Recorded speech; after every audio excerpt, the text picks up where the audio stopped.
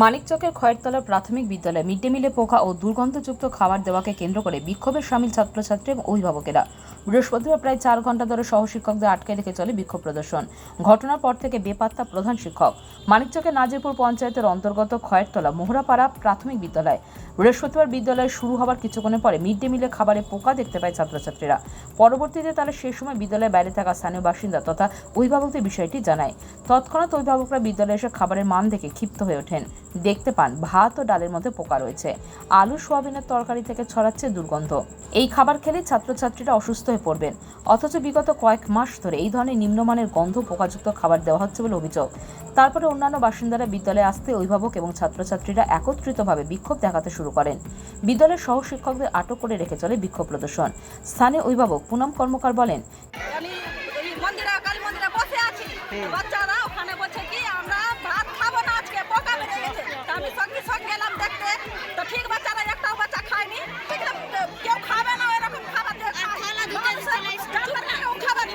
কি ছিল খাবারে? কি ছিল? পোকা ছিল খাবারে। আমি বলছি কালকে ভিন্ডিতে পোকা ছিল, বানাতেও ভুল হয় কোনো সময়। আমি ওটা কথা বলছি না, আজকে কেন পোকা বের হবে?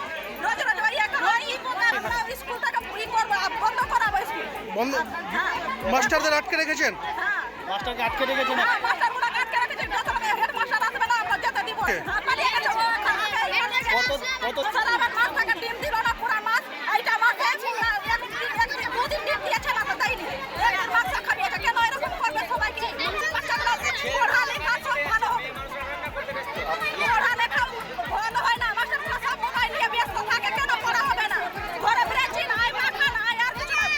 বাচ্চা করে গ্রামবাসীদের অভিযোগকে সঠিক বলে দাবি করেছেন স্কুলেরই সহশিক্ষক তথা মিড ডে মিলের ইনচার্জ অনিমেষ পোদ্দার।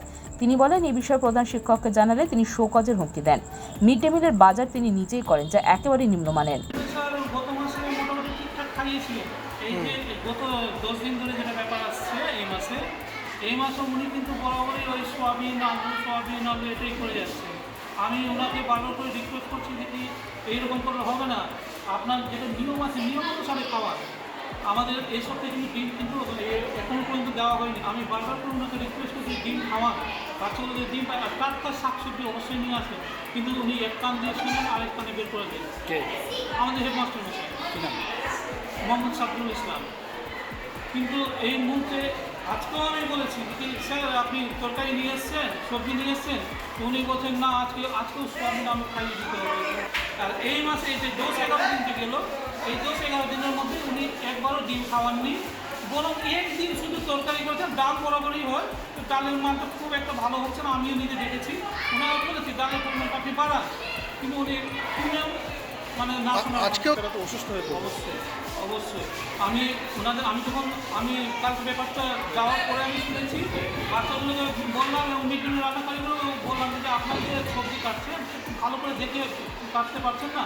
আর সাবদুল দা মানে যিনি আছেন হেড টিচার, ওনাকে বারবার বলার পরেও তিনি হয়তো আমার মনে হয় যে তরকারির মানটা যেটা এনেছিলেন সবজি খুব একটা ভালো মানের ছিল না। Bureau news, Bangla Times.